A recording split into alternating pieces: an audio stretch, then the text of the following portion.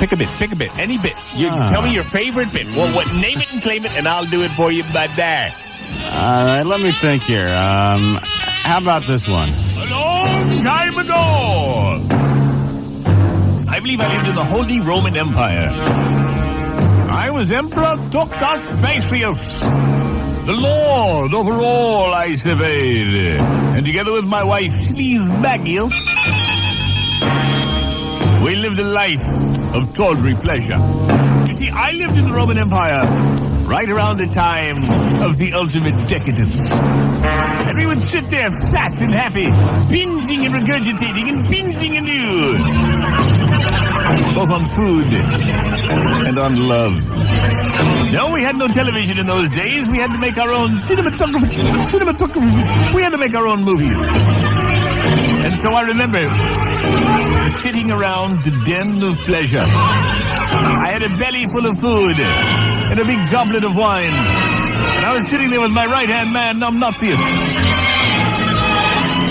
My other buddy, Testicules, was right by my side. I said, how about some entertainment? I think these zesty wenches should provide us with some entertainment.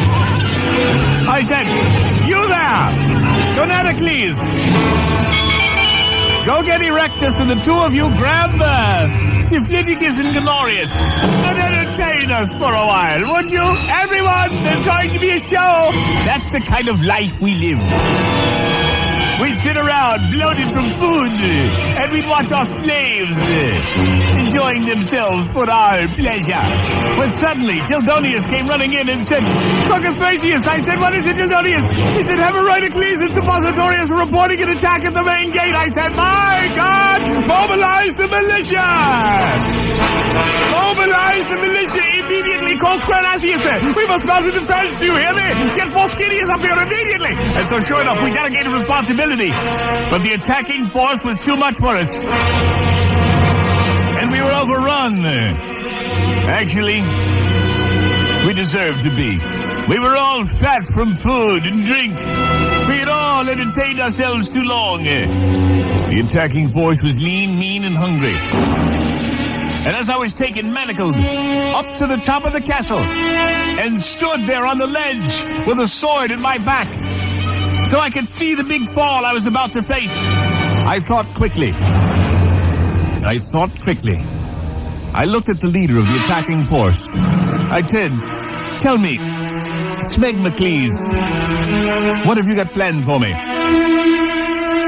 He said, I'm going to push you off in front of your whole kingdom so they can watch you fall and splatter to the ground. And know it is I, Smegmocles, who shall now lead the tip of this country.